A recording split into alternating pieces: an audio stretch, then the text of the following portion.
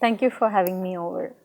This set looks so beautiful. It's absolutely fantastic. Our pleasure. So, when did you premiere this YUDH? It must have been quite some time, right? Well, was it 2012? It's 12 or been 13. such a long time. It's been a long time. So, as the writer of YUDH, I think Srikanth would be the right person to answer this question. So, could you let us know the concept of YUDH? Sure.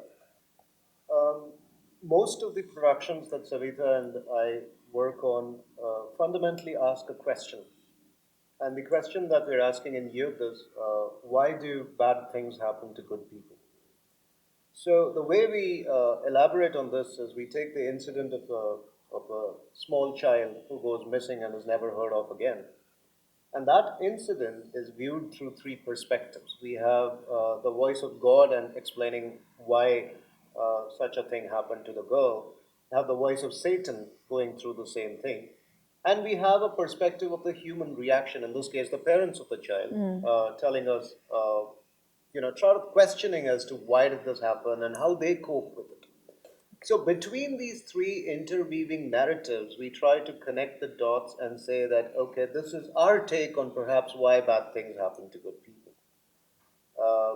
The underlying theme of YUDH is based around this, which is why we call it that there are three perspectives to the story, but there's probably one truth. Which truth is it? We, as always, leave it to the audience members to figure that out. So, as Srikanth was mentioning, there are three perspectives to the story.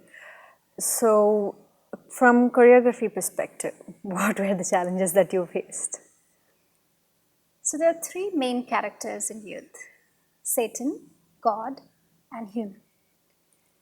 Satan and God are larger than life characters.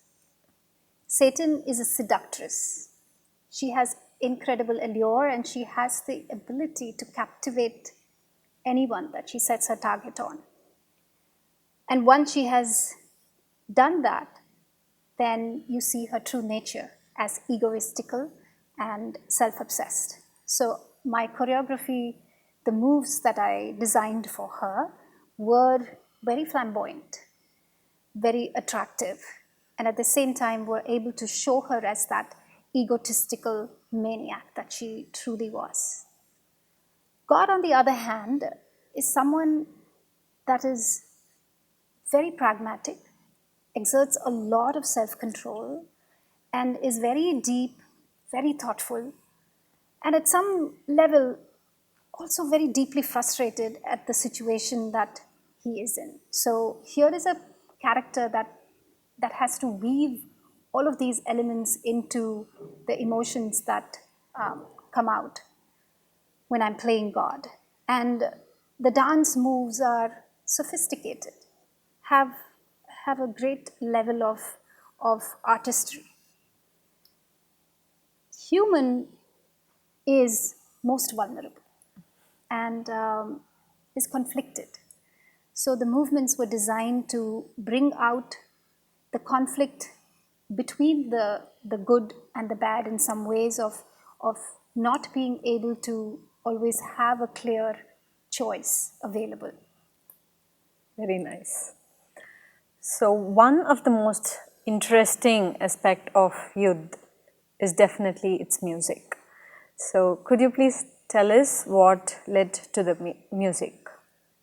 The music for YUDH is by Sri Rajkumar Bharati, a very famed composer from Chennai. And he had worked with us previously on a couple of projects, and therefore, when we came to him with a project such as YUDH, I don't think he was very surprised with the demands I had of him. But one influence that you'll see very strongly coming through in the YUDH soundtrack is the influence of rock. I personally listen to a lot of rock. A lot of music that comes in YUDH is actually based on rock without actually being rock. So it's the most Carnaticized version of rock that anybody can listen to, and it's as you said, the music in its time was very popular. In fact, I would think that the music of YUDH is amongst the best soundtracks that Rajkumarji has done for us, and he's worked with us in all our projects. So we had to use three main themes, again following the usual theme of our story. Satan's theme, as she mentioned about the choreography, the music also reflected the very seductive side, followed by the very tempestuous side of her nature. The gods' music was more Carnatic, more traditional. Um, Strangely, both the Satan and the god tunes were actually based on the same raga. Wow. It's just played a little differently to reflect the two sides of the coin, as we called it. The music for the human, I think, was more poignant. It's one of my favorites in the album is the music that comes for the human. It expresses vulnerability at every level, which I thought fitted the character extremely well. Right. Um, I think the one that got the most attention was obviously the music for Satan. And given that everything Satan does seems to be catching attention, and it's designed to be that way by Satan herself, I guess. But if you give it more than a hearing, you'll start seeing that the music of God and the music of humans also have their own magic.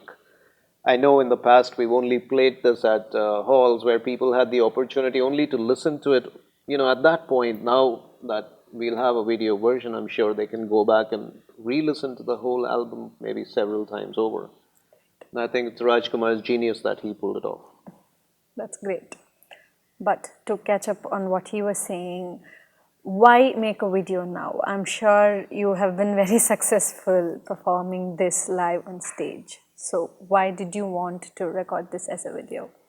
That's a good question, and it's something that we've been wanting to do at different stages, but it never really came together because we were always caught up in performing shows and traveling, and somewhere along the path, we realized that while we went to so many venues and staged it, there were just that many people that we could reach as the halls would fit.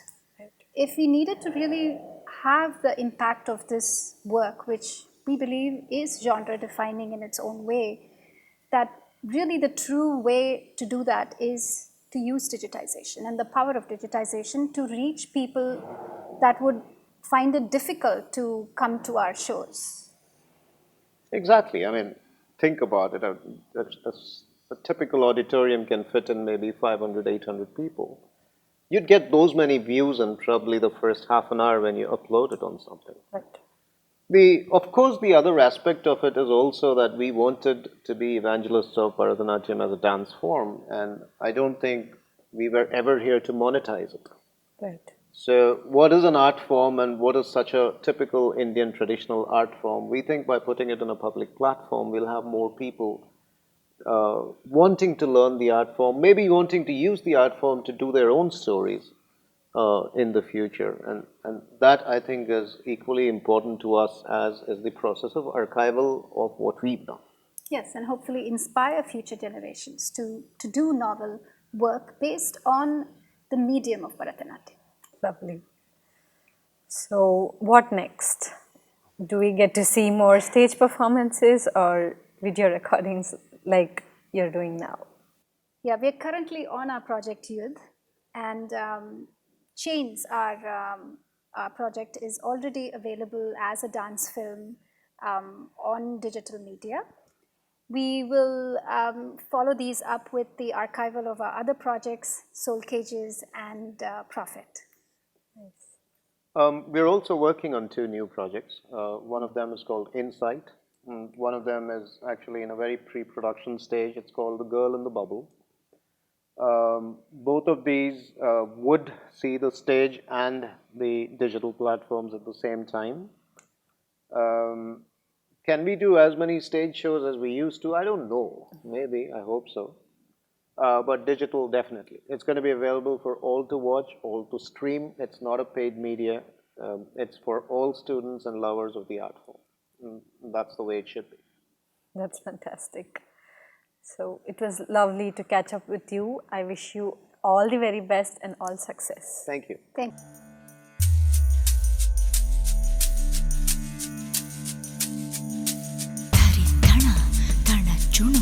June ಧಿಮಿ ಧಿಮಿ ಕಿಟ June